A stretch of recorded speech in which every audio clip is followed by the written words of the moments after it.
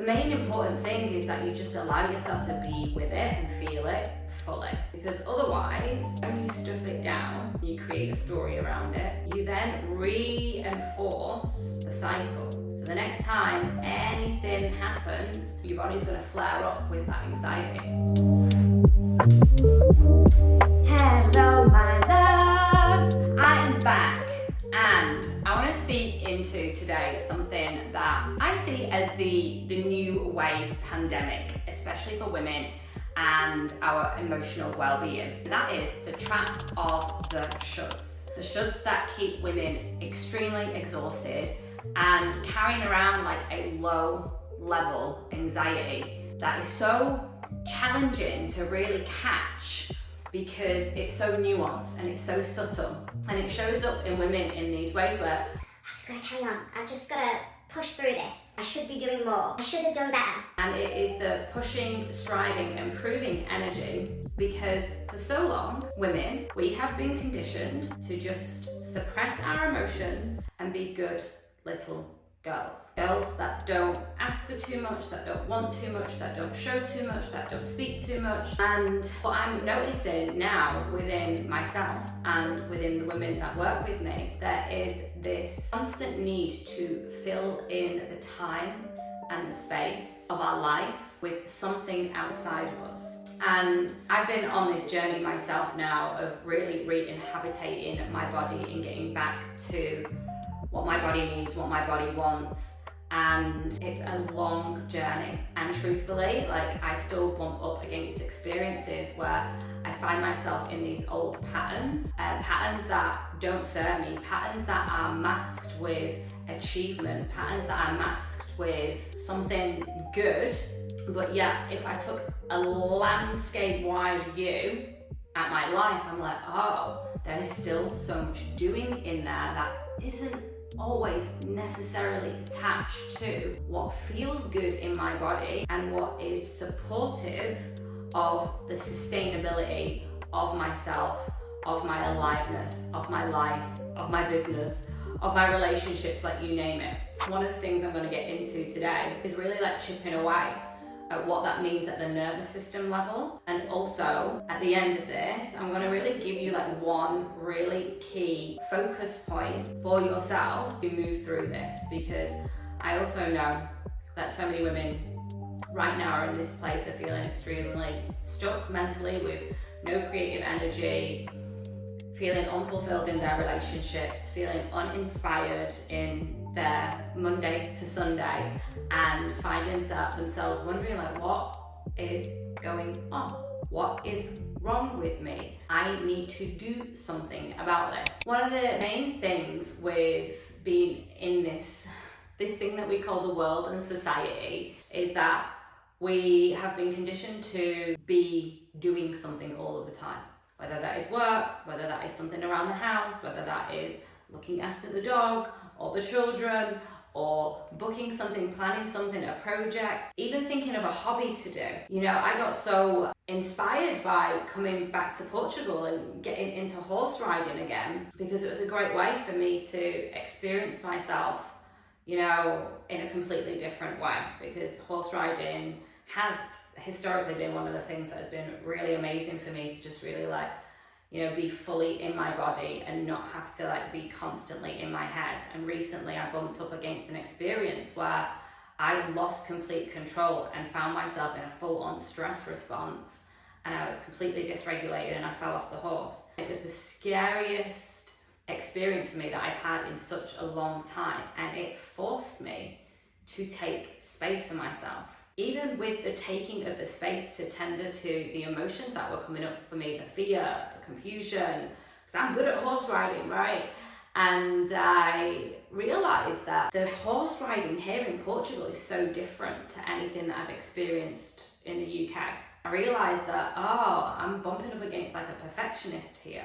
Oh, I know this, I do this, I'm good at this. And the minute that that was no longer the case, like, anxiety has been in my body and I haven't been able to really be with that anxiety. Instead, I did the classic, blame the instructor, blame the horse, blamed the riding school, even went as far as looking for new riding schools, because it must be something outside of me. It can't possibly, be me, because I'm good at horse riding. Anyway, I took that energy, I went to the next lesson, and then the next lesson I fell off the horse, I had a whole emotional breakdown, breakthrough moment, and then gave the time and space for myself. And even in taking that time and space for myself, I realised wow, I can see some guilt coming up with taking this time. That's interesting. I can see that I am saying to myself oh, well, tomorrow you can just get on with everything that you needed to do today. But what if I wanted to take tomorrow for time and space for myself as well? What if that is what I actually needed? And I just realised in that moment, I'm so programmed and patterned to create a way of being where it's like, I still need to think of the things that need to get done, versus I just need to take time and space for myself. And what that's pointing at is a body that's been carrying an emotion from an experience, which would have been the first horse riding lesson here, and then taking it into the second, and not actually being with myself in between those two lessons. Instead, I held that energy and then created a dysregulated state when I went into the second class. I know that so many women do this. For example, women have an experience with a man where there has been some emotions that have been either disrespected or not allowed or seen as too much, or she stuffed them down to be a strong girl that's going to get over this man. She breaks up with him, and then she will go out there, distract herself, go on holiday with her girlfriends, or she'll go shopping, or she'll focus on her career. All the while, the energy of the emotion that she still has associated to that man, to that relationship, to that heartbreak, is still living inside of her body, and it's creating a state of survival. She hasn't closed yet, because the body's still like, hey, hun, there's work here to do. We're still feeling things, even if she's not consciously aware of it.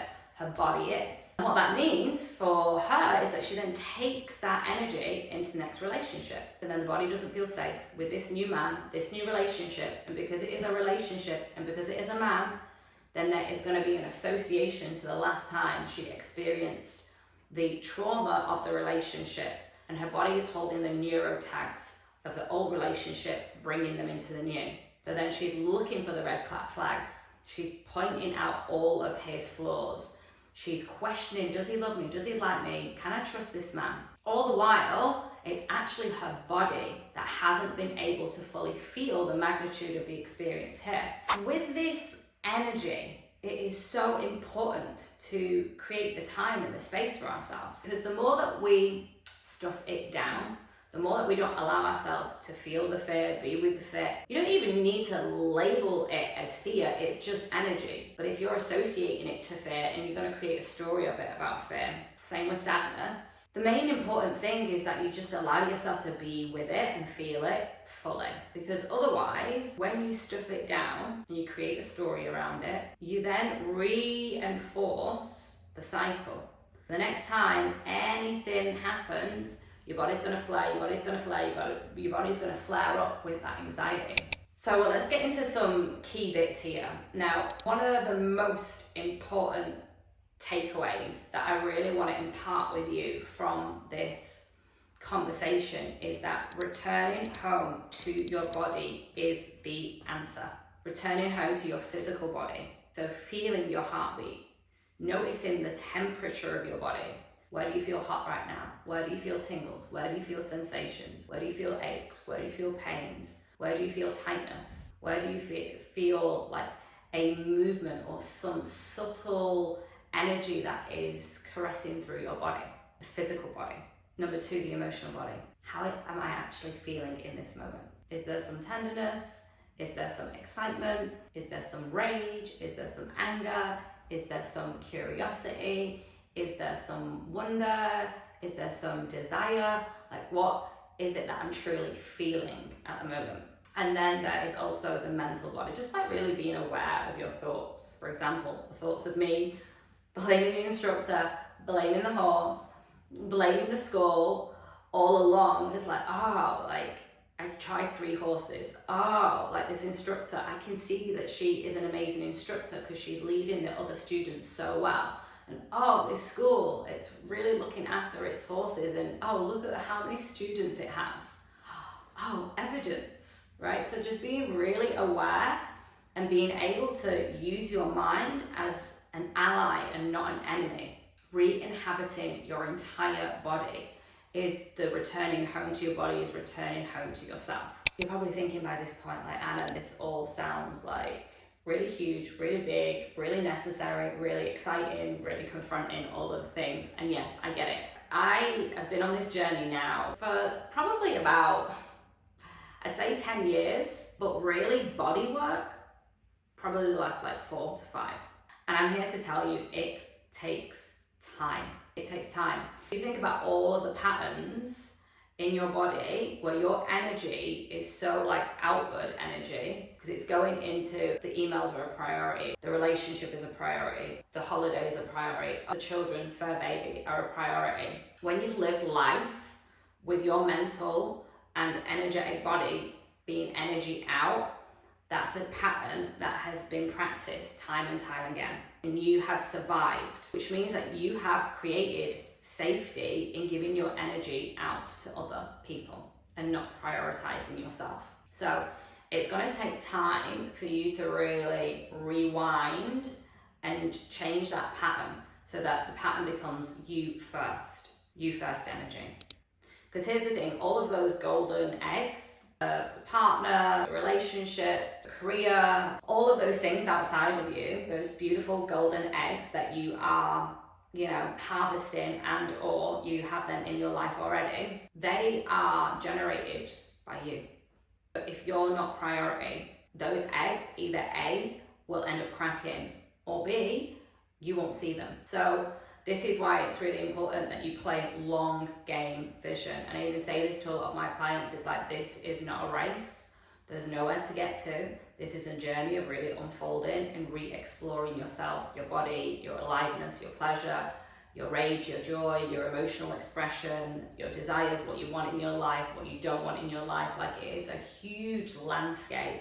And it is a redefining moment. It is you changing the version of the woman that you are and know of as today. Because the version that you are today is living life by patterns that are exhausting, are unfulfilling, are not truly you. They're absolutely part of you, but they're not actually the most important thing. It's going to take time. Spoiler alert, could take years. The other thing about it is, though, that it is absolutely so beautifully rewarding because it's where you get to experience life in a completely different way.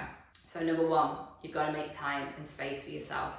And this is probably one of the most triggering things that I experienced, and also I know that so many women that I've worked with experience, because the initial thing is, Anna, but I have all of these things to do. I have all of those things that need doing. It's in that moment that we get to get really honest with ourselves. Yeah, they do need doing, but what's more important? And placing the importance on the emails, placing more importance on the career, placing more importance on the people outside of you is self-abandonment, especially if you are leaving your cup empty. This is the confronting part where you get to take a wide look at your life and really start looking at the spaces and places where you are keeping things extremely tight and filling lots of things in. It's cold turkey time, baby. Okay, number 2 is support. It is fundamentally the number one thing that has supported me in moving from the space of like constant exhaustion, constant worry, constant fear, constant analyzing, constant needing something outside of me to feel better about myself, and the emotional binge eating episodes, and the obsessing over men, and the needing of money, and the needing to be a success in my career. If it hadn't been for the support, I would be hooked, still so hooked, like to those things outside of me, and I would have been chained still to that prison of a life where everything else was more important. Had it not been for my mentors, in particular, Rebecca Antonucci, Alexi Panos and Preston Smiles have been my 3 key mentors in this space for a number of years now. And also, I have an incredible network of women, coaches, friends, current clients, past clients, that are all attuned to the vibration of being really honest in conversations and really, really honoring what it is that we need and what we want, and cheerleading each other, and really being in a loving, devoted connection with each other. And that is why support is fundamentally one of the most necessary gifts you can give yourself. Because we weren't supposed to do life on our own, you know, we're supposed to do it together, we're supposed to do it in pack. Humans are not supposed to lone wolf it. The lone wolf never survives.